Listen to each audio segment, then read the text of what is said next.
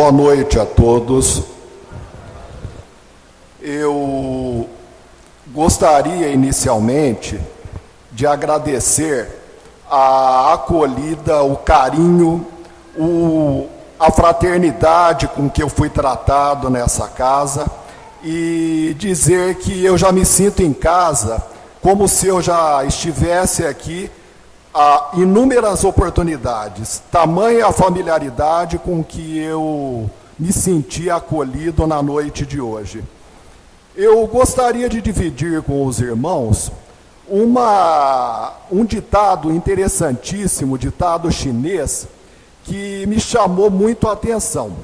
O ditado diz mais ou menos assim, que nós não podemos evitar que os pássaros voem ao redor da nossa cabeça. Porém, nós temos o dever de evitar que eles façam ninho em nosso cabelo. Esse ditado me chamou muito a atenção e eu gostaria de usá-lo para fazer uma comparação com algo que às vezes acontece em nossas vidas, que são os problemas. Por que eu falo isso? Porque existem problemas que muitas vezes são motivados pela interpretação errada de determinadas situações que nos acontecem. E outros problemas, eles acontecem pela dificuldade de relacionamento que nós encontramos nas atividades rotineiras da vida. Querem um exemplo de problemas que acontecem porque muitas vezes nós fazemos avaliações distorcidas de certas situações? Um amigo meu me contou há algum tempo uma situação que me chamou muito a atenção, eu diria uma situação curiosa. Ele me disse assim: olha, Humberto, um colega meu de trabalho, certa feita, me chamou em particular e me disse assim: olha, eu estou decepcionadíssimo com você. E esse amigo meu, sem entender muito bem o porquê, ele chamou o seu colega de trabalho e lhe perguntou: mas o que houve, meu amigo? Ele disse assim: olha, eu não esperava que você fosse desse jeito. E o meu amigo, assustando-se com aquela colocação, virou-se para o seu colega de trabalho e disse assim: olha, mas de forma muito educada, muito polida, muito calma, para não aumentar ali possíveis discussões, disse para ele assim: olha, mas eu nunca lhe disse, eu nunca falei a você que eu era desse jeito que você imaginava. E você igualmente nunca me perguntou se a forma como você me idealizou era a forma que realmente eu sou. E não adiantou. A argumentação do meu amigo não adiantou. Esse colega de trabalho continuou com aquela visão distorcida e continuou extremamente contrariado com aquele seu amigo de trabalho. Eu estou contando isso porque problemas não estão imunes à nossa vida. Todos nós podemos nos defrontar com eles. E se nós não soubermos como lidar com essa situação, vai gerar uma decepção em nossas vidas. E para que isso não aconteça, eu gostaria de dividir com os irmãos na noite de hoje uma pergunta que foi endereçada ao nosso Divaldo Franco. A pergunta é a seguinte: perguntaram a Divaldo: Divaldo, como não nos deixar derrubar pelas decepções da vida? E Divaldo Franco foi muito claro na sua resposta. Ele nos diz assim: é importantíssimo, eu diria imprescindível, que a hora que surja um problema, seja ele qual for, e na magnitude que ele se apresentar, que de maneira alguma nós venhamos a cultivar o sentimento da mágoa, né? O que é a mágoa? De uma forma muito simples, como o nosso dicionário mundano define, nada mais é do que um sentimento de desgosto. E Divaldo Franco, ele completa, ele diz assim: aquele que agasalha esse sentimento no íntimo, a mágoa há de lhe fazer muito mal. E eu quis entender melhor o que ele quis dizer quando ele nos coloca que a mágoa há de nos fazer muito mal. E não sabendo bem como entender isso, eu fui buscar complementos na colocação do Divaldo. E eu encontrei numa elucidação da nossa Joana de Ângeles, contida no livro Florações Evangélicas, e esse livro data, a primeira edição dele data do ano de 1971, portanto há 44 anos. A Joana nos diz assim: olha, a mágoa é um sinal claríssimo de desequilíbrio. O que é desequilíbrio? Desequilíbrio nada mais é do que um momento de instabilidade que pode atingir qualquer pessoa que guarde esse sentimento no íntimo. Então, a pessoa que agasalhou a mágoa, um exemplo, Humberto, eu estou vivendo momentos de instabilidade. Quem vive momentos de instabilidade, vamos pegar como exemplo a energia elétrica de uma residência. Se ela passar um dia inteiro oscilando, uma hora com pico, outra hora com queda, o que pode acontecer? Um risco de acidente iminente, né? Danificando toda a aparelhagem eletroeletrônica de uma casa. Então, se nós passarmos aí horas, dias ou meses com essa instabilidade interna, isso fatalmente vai dar algum tipo de blackout em algum órgão interno nosso. E é essa a maior advertência que a Joana nos fala. Ela nos diz assim: se com o passar do tempo nós continuarmos a agasalhar esse sentimento de instabilidade e desequilíbrio, fatalmente isso vai desembocar em problemas no nosso corpo físico e na nossa parte espiritual. Isso me chamou a atenção, porque a Joana já alertava há mais de 40 anos. E eu queria ver como é que a nossa ciência, os especialistas, os estudiosos materiais do assunto, como que eles entendem isso, para ver se há ressonância, se há equivalência com o que a nossa Joana de Ângeles nos diz. E não apenas eles também concordam com a Joana, como eles estão preocupadíssimos. Inclusive pesquisadores americanos, eles estão tão interessados no assunto, e eles estão vendo isso graçar de forma tão intensa, aumentar de forma exponencial no mundo esse sentimento de mágoa, que eles estão sugerindo a criação de uma sigla em inglês específica para denominar esta síndrome que está crescendo assustadoramente. A sigla em inglês é a seguinte: PTED, traduzindo pato, tatu, escola, dado. A tradução para o português livre quer dizer o seguinte: transtorno pós-traumático de amargura. E aí eu fui buscar o complemento da resposta de Joana no livro Florações Evangélicas. A Joana nos diz assim: vejam bem a intensidade disso e o poder corrosivo que ela tem no íntimo das pessoas que experimentam essa sensação. Diz a Joana: a mágoa pode ser comparada à ferrugem perniciosa que destrói o metal em que se origina, fazendo uma associação da ferrugem guardada no íntimo com o que acontece com a ferrugem que assola o metal. No mesmo livro, a Joana nos diz mais. Ela nos coloca assim: muitas distonias, e aí eu fiquei meio perdido, o que significa uma distonia? Obviamente, dentro da minha sábia ignorância, eu fui me acercar do dicionário para ajudar a entender o que é uma distonia.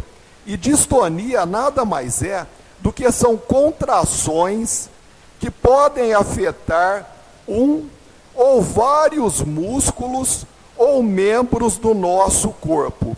E, por vezes, todo o eixo corporal, toda a estrutura do nosso corpo. Não apenas uma ou algumas estruturas, mas todas. Então, para aquelas pessoas eu imagino aqui que ninguém guarde esse sentimento. Mas se nós conhecermos alguém que cultive esse hábito da mágoa, nós já vamos ter como esclarecê-lo quando surgir uma possibilidade. Então, muitas distonias, segundo a Joana, ou contrações que afetam alguns órgãos do nosso corpo, são resultado da mágoa, que criando altas cargas tóxicas sobre a mente, produz sentimentos de desequilíbrio psicológico, com lamentáveis consequências para vários órgãos do nosso corpo. Aí ela cita como alguns dos exemplos a área circulatória, abrangendo aí também a área cardíaca, o aparelho digestivo, a área nervosa, dentre outros órgãos do nosso corpo, né? Aí a ciência não apenas ela concorda com a explicação da Joana, dada há mais de 40 anos, a ciência agora tem se aprofundado mais sobre esse sentimento. Como a ciência remata dizendo assim, ela admite que a mágoa interfere nos sistemas hormonais, né? O que é sistema hormonal? Eu também não sabia. Então, quando a gente não sabe, a gente vai pesquisar. Sistema hormonal nada mais é do que reações que são produzidas pelo nosso corpo, e essas reações químicas, elas ajudam no bom funcionamento dos demais órgãos.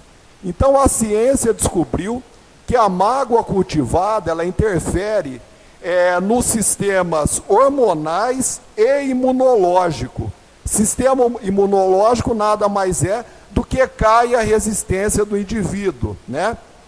A ciência diz mais, ela aumenta a pressão arterial e a frequência cardíaca. Aí é um exemplo muito simples, como é que isso funciona na prática. E eu peço licença para dividir com os irmãos. Funciona mais ou menos assim. Eu tenho a certeza que todo mundo aqui já passou. Não é uma experiência muito agradável, mas inevitavelmente em algum momento da vida acontece. Funciona mais ou menos assim.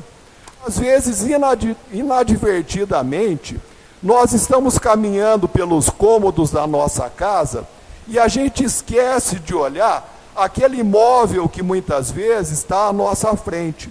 E a gente dá uma topada com o dedinho do pé na quina daquele imóvel. Dói muito, né? No primeiro instante, o que acontece com aquela topada na quina do móvel? Forma um hematoma no nosso dedo. Logo em seguida, há uma alteração. Desse hematoma, vai originar uma marca vermelha, que depois de um certo tempo, essa marca deixa de ser vermelha e ela adquire uma cor arroxeada, né? E essa cor arroxeada, ela vai mudando a intensidade até que esse hematoma é absorvido pelo nosso organismo e a cor volta à tonalidade normal. Por uns dias, por um tempo, o local ele fica um tanto quanto dolorido e quando a gente coloca o sapato, nós sentimos um certo desconforto na área. Comigo já aconteceu, né? Às vezes uma experiência só não basta. Eu, como sou um pouquinho teimoso, às vezes eu dou a segunda topada em outro móvel, mas no mesmo lugar, né?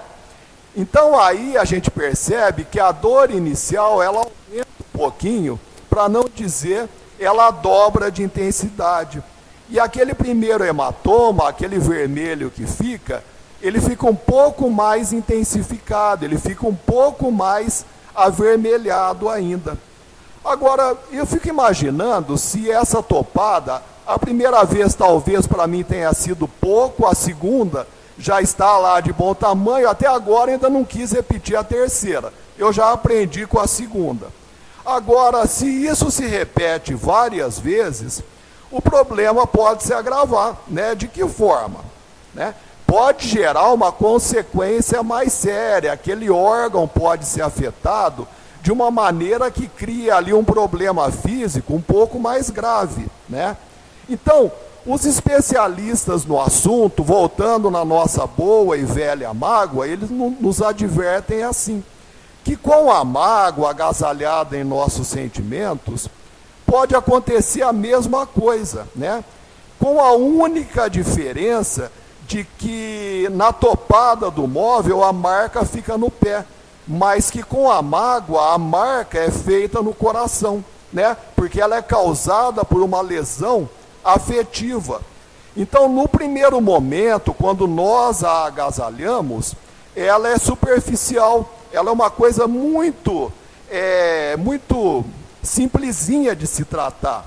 Porém, dizem os especialistas, ela poderá se agravar mais caso nós continuemos a senti-la ao longo de nossas vidas.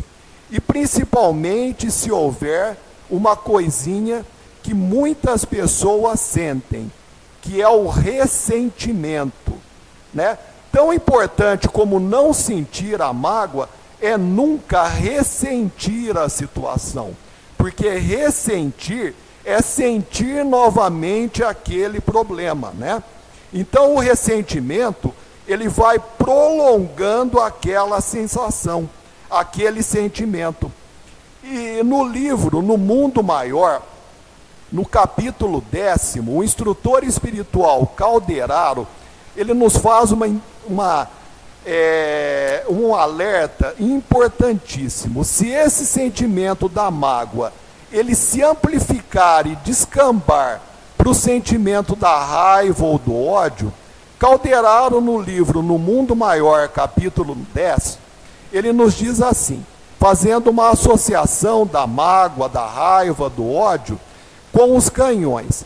Ele diz mais ou menos assim, se nós pegarmos todos os canhões do mundo e fazê-los atirar na mesma hora, eles não conseguirão aniquilar mais do que esses sentimentos que eu falei, a mágoa, o ódio, o rancor, a raiva, mais pessoas do que esses sentimentos na alma aniquilam, com mais intensidade e mais eficácia.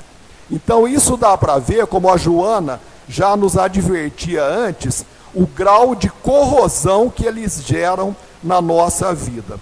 Mas voltando para o hematoma do pé, é mais ou menos assim. Se um hematoma durasse meses ou anos no nosso pé, a possibilidade de se transformar em um câncer seria muito grande. Isso também acontece com a mágoa agasalhada na nossa alma por muito tempo, né? Querem um exemplo prático? Eu conheço a pessoa, obviamente por respeito, sem citar nomes. Eu tenho uma pessoa próxima que ela sempre fazia exames, o check-up habitual, e nunca teve um problema de saúde. Com quase 70 anos, nunca teve um problema sequer de saúde.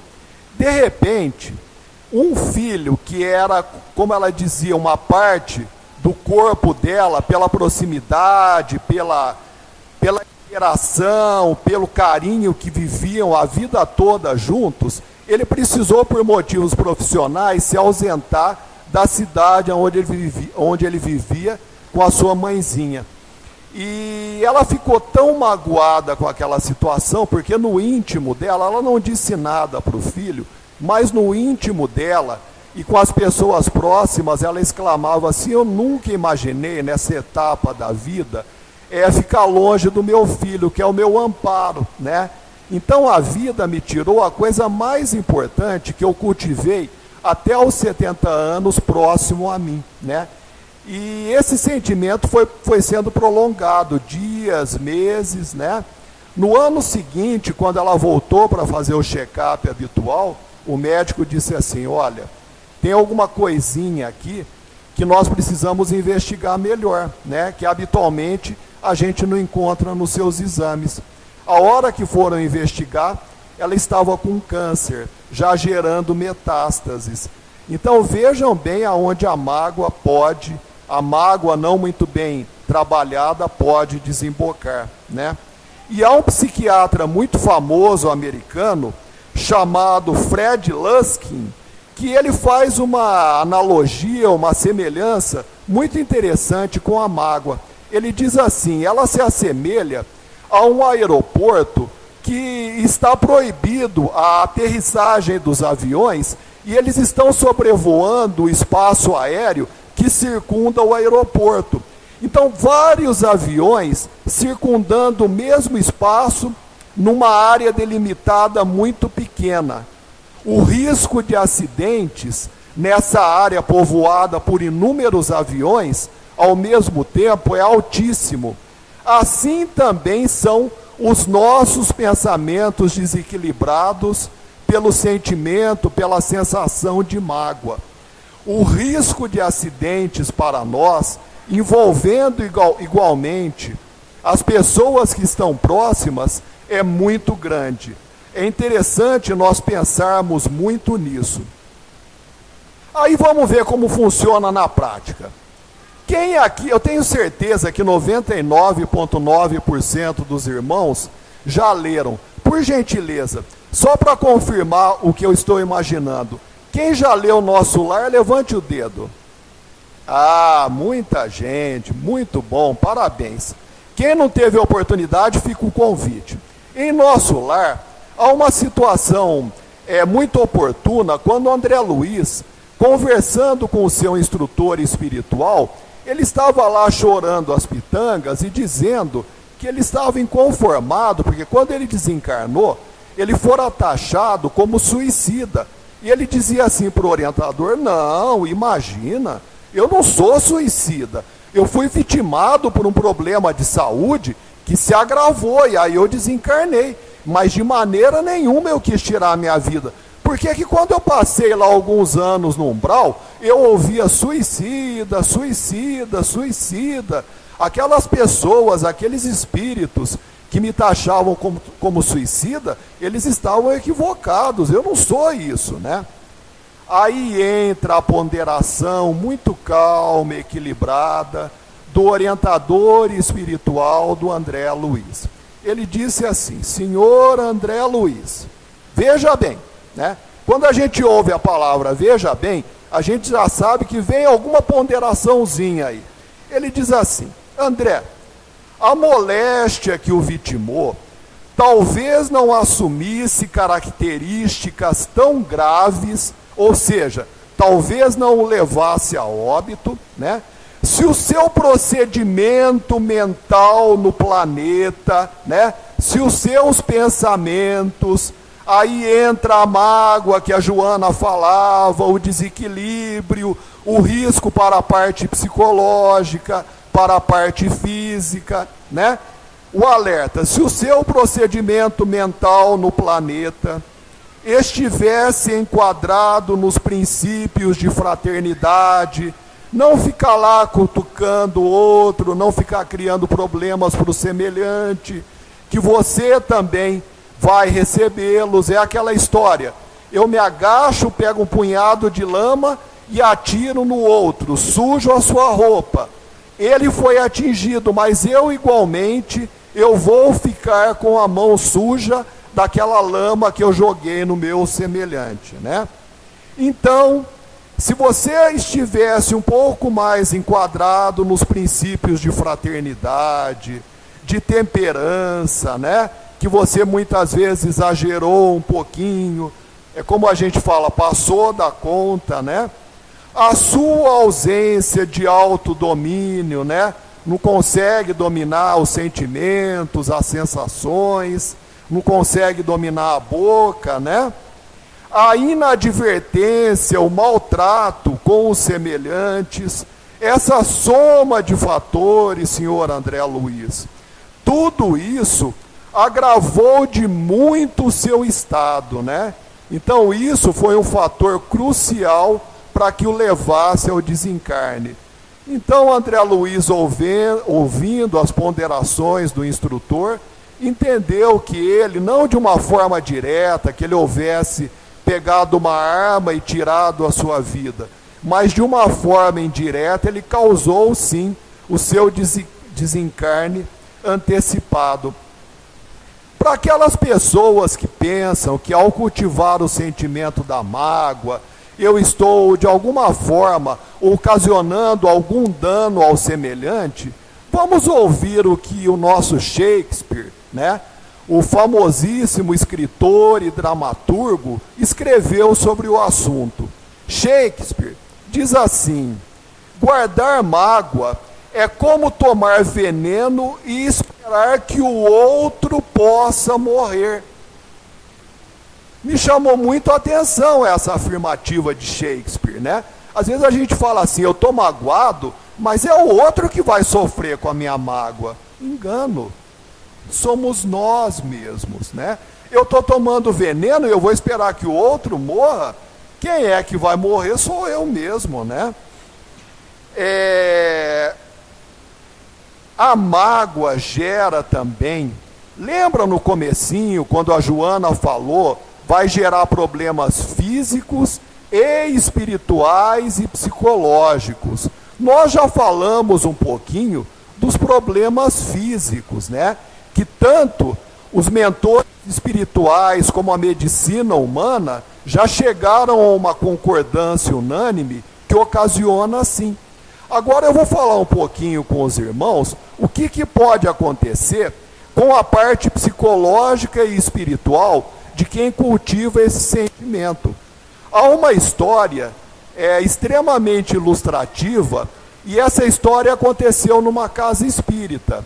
Eu tenho certeza que nessa casa aqui não aconteceria isso, mas numa outra casa onde por inadvertência dos frequentadores aconteceu.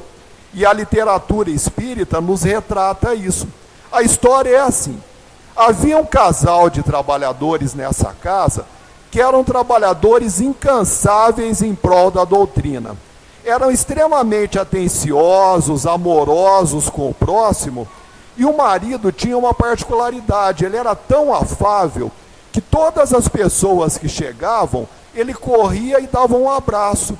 E nas senhoras, ele dava um abraço e um beijo muito carinhoso e respeitoso no rosto, sem segundas intenções nenhuma.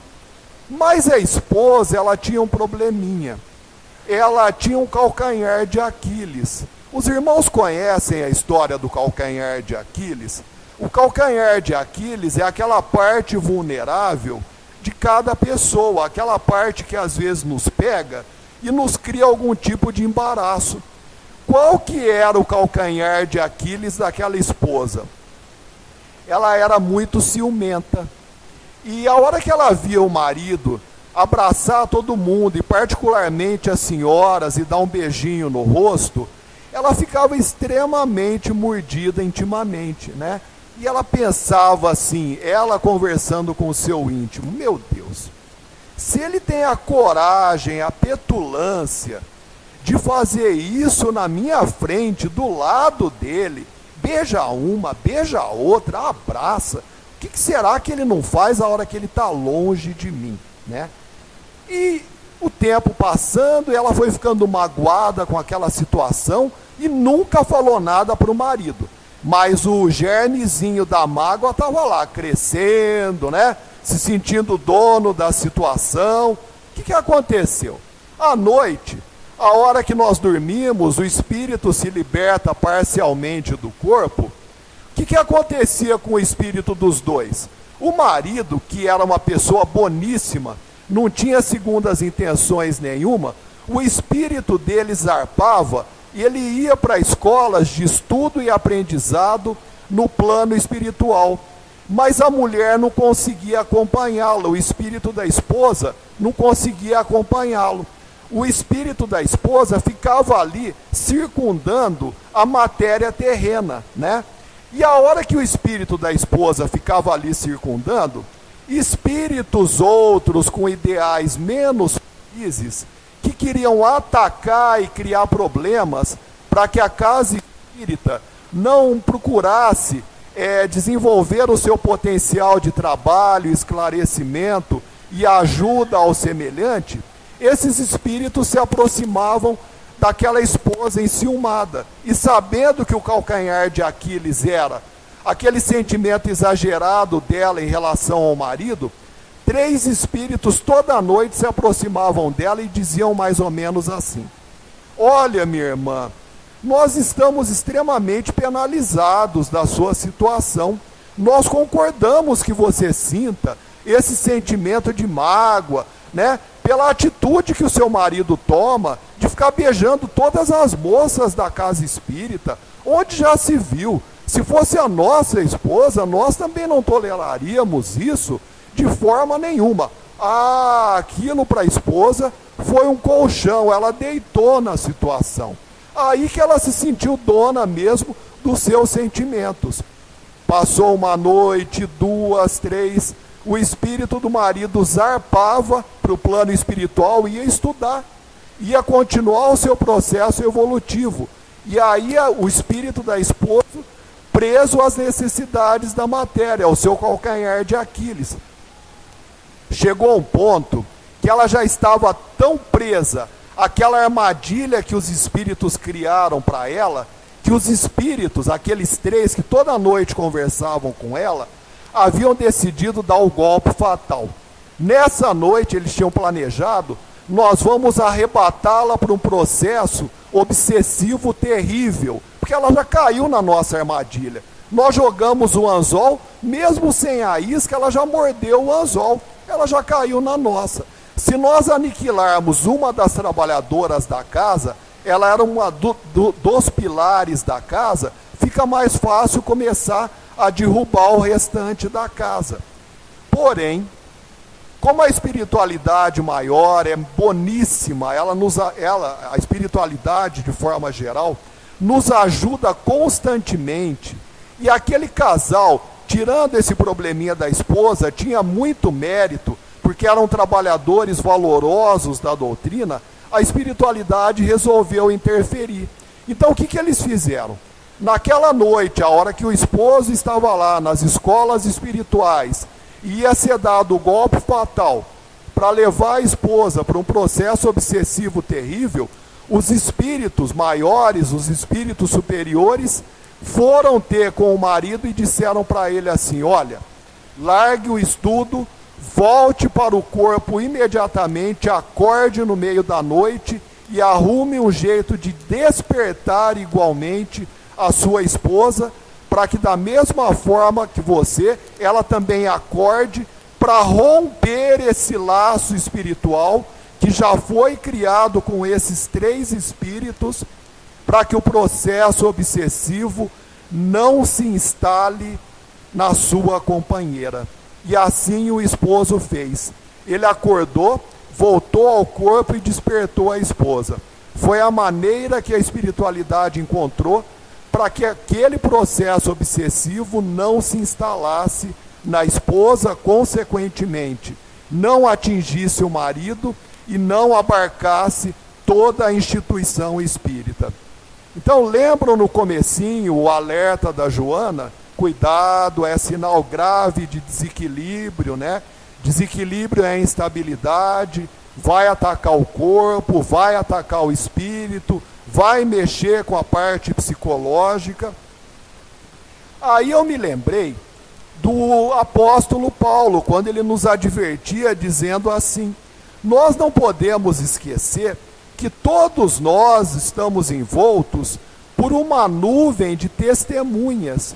O que ele quer dizer com isso? Que à nossa volta existem não apenas encarnados, como desencarnados, e que eles vão se afinar conosco conforme a nossa maneira de pensar e de agir, né?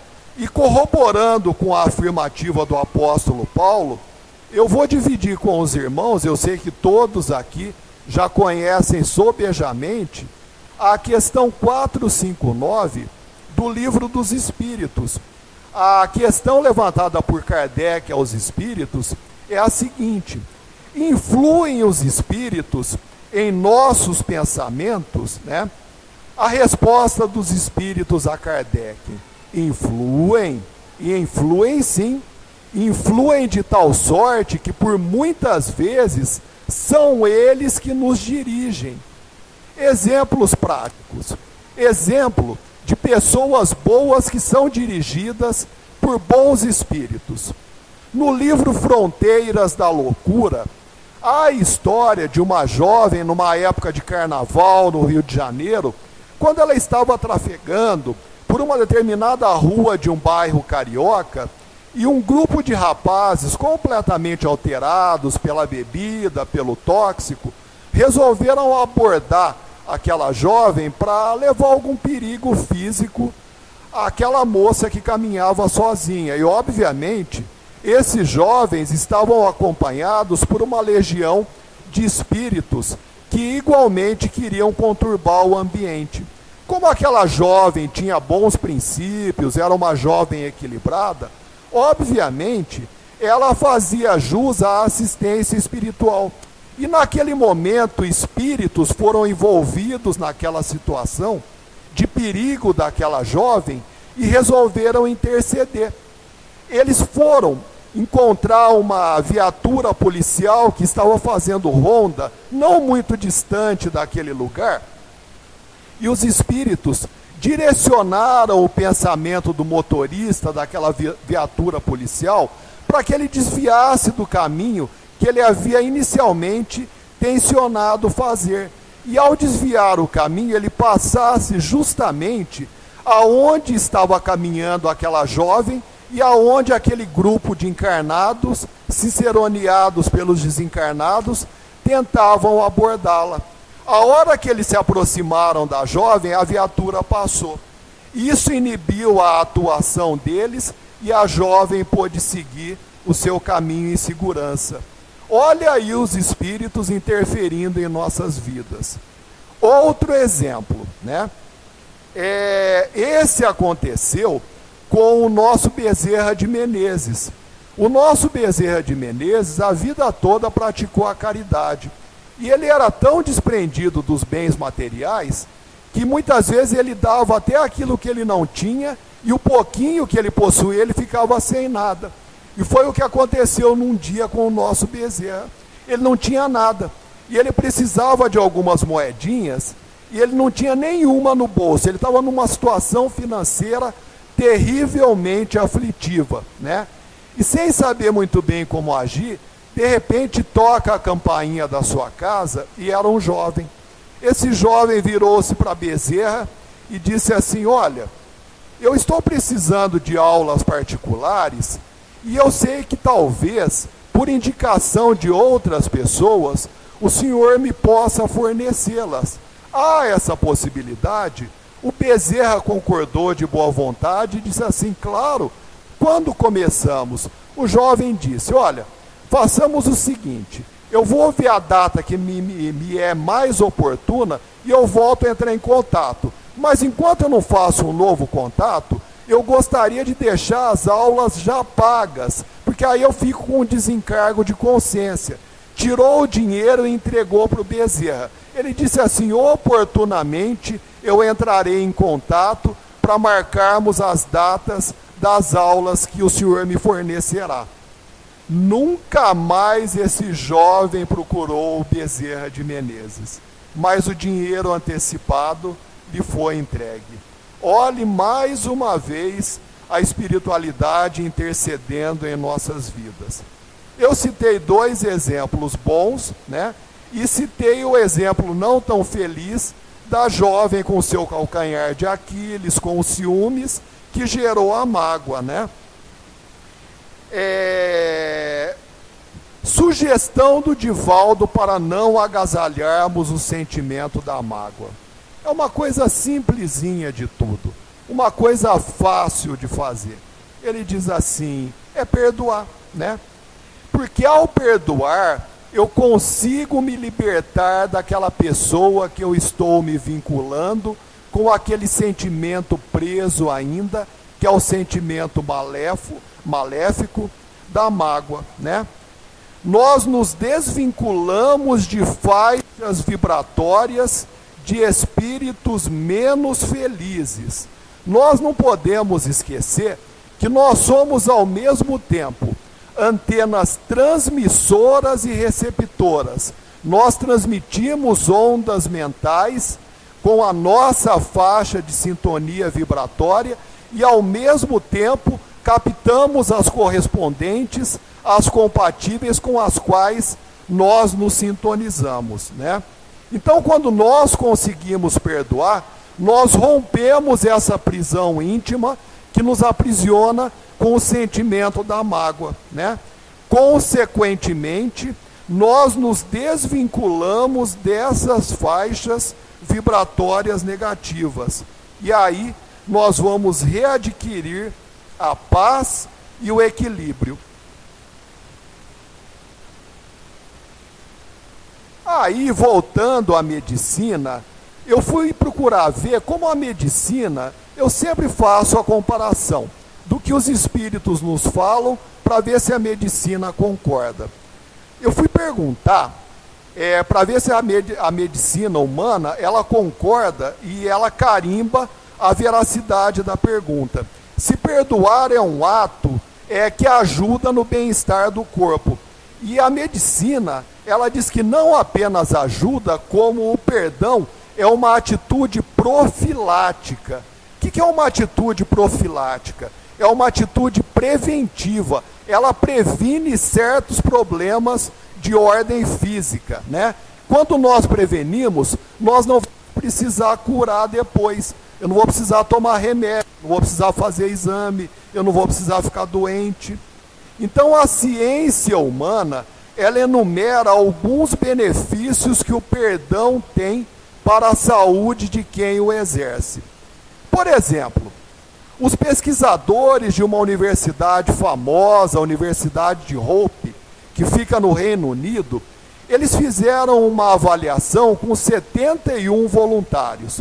E eles pediram inicialmente para que esses voluntários falassem o que eles sentiam quando eles conseguiam perdoar alguma atitude que fora feita contra eles.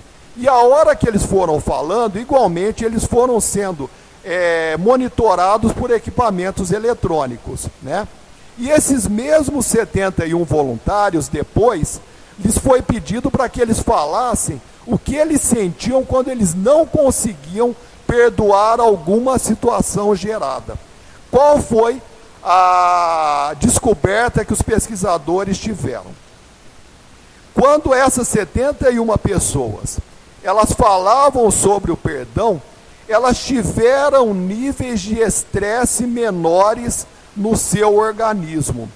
Aí esses pesquisadores perceberam que aquelas pessoas que guardam mágoa, elas têm um ritmo cardíaco muito mais alto do que aquelas que conseguem perdoar. Portanto, o oposto, quem perdoa tem um ritmo cardíaco muito mais baixo. Aí, pesquisadores de uma outra universidade, a Universidade de Duke, que fica nos Estados Unidos, que é uma das maiores e melhores universidades de todo o mundo, né? Eles descobriram que o perdão, ele ajuda a reduzir substancialmente a dor tanto emocional quanto a dor física. E isso ajuda a reduzir a pressão arterial. Isso é ter qualidade de vida. Muitas vezes a gente pensa assim, olha, qualidade de vida é uma palavra tão em voga, tão em moda nos dias atuais. A gente associa a qualidade de vida com uma alimentação balanceada, com exercícios físicos. É claro que isso é importantíssimo, mas existem outras coisas que podem ser agregadas a isso. E que muitas vezes não vai adiantar apenas eu me preocupar com a alimentação e com exercício, se eu tenho um ácido me corroendo intimamente, que é a mágoa e a falta do perdão. A gente não aprende, estudando a doutrina, que se eu quero o bem-estar do corpo, eu tenho que cuidar primeiro da alma, porque é a alma que é o espelho do íntimo e que vai refletir, que vai mostrar como é. Se a alma está apodrecida, obviamente o corpo, que é o espelho da alma, vai refletir aquilo, né? Então eles chegaram à conclusão, os especialistas da Universidade de Duke, nos Estados Unidos, que aquelas pessoas que não cultivam a mágoa, que perdoam, que são mais flexíveis, mais expansíveis com os problemas, as dificuldades da vida, elas vivem, obviamente, mais, né? E com qualidade de vida. Então, segundo o nosso Divaldo Franco, o perdão para nós é a forma de provar a si mesmo que as emoções estão sob o nosso controle. Isso é tão importante que me faz lembrar uma situação que é a seguinte, que quando o cavaleiro sai para cavalgar com o seu cavalo, se ao invés do cavaleiro dominar o cavalo, se for o cavalo que passa a dominar o cavaleiro, o risco de acidentes, de queda, de problemas é muito grande. Então, quando nós dominamos os nossos sentimentos e conseguimos perdoar, nós estamos mostrando a nós mesmos que nós dominamos os nossos sentimentos. É por isso que o nosso Sócrates, o nosso filósofo grego, Santo Agostinho, nos pediam encarecidamente a necessidade do autoconhecimento. Porque quando a pessoa se autoconhece, ela sabe que se alguém errou, se alguém pisou na bola com ela, aquela pessoa está em desequilíbrio. Portanto, eu não preciso ir lá criticá-la, censurá-la. Se possível, eu devo me aproximar para ajudá-la. E se ao contrário, fui eu que pisei na bola com alguém, né, que o desequilíbrio é meu. Então me compete, num gesto de humildade, entender que quem está precisando de auxílio sou eu, né? Finalizando, Divaldo nos diz assim, olha, se nós tivermos que perdoar alguém e esse perdão tiver que advir de uma conversa, existe uma maneira muito sutil de não carregar na conversa para o perdão não melindrar, não machucar, não menosprezar a outra pessoa, para que ela não se sinta com um sentimento de culpa, né?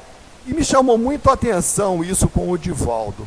Ele diz assim, olha, quando a gente for perdoar alguém e precisar verbalizar esse sentimento do perdão, quando a gente for conversar com alguém, a gente pode dizer assim, olha a sutilidade da sugestão do Divaldo. Não há nada a ser perdoado na pessoa que nos ofendeu. Nós devemos entender que ela é um ser humano como nós. Essa pessoa está sujeita a erros e acertos. Se há algo a ser perdoado, é a situação que foi gerada, não a pessoa que gerou a situação.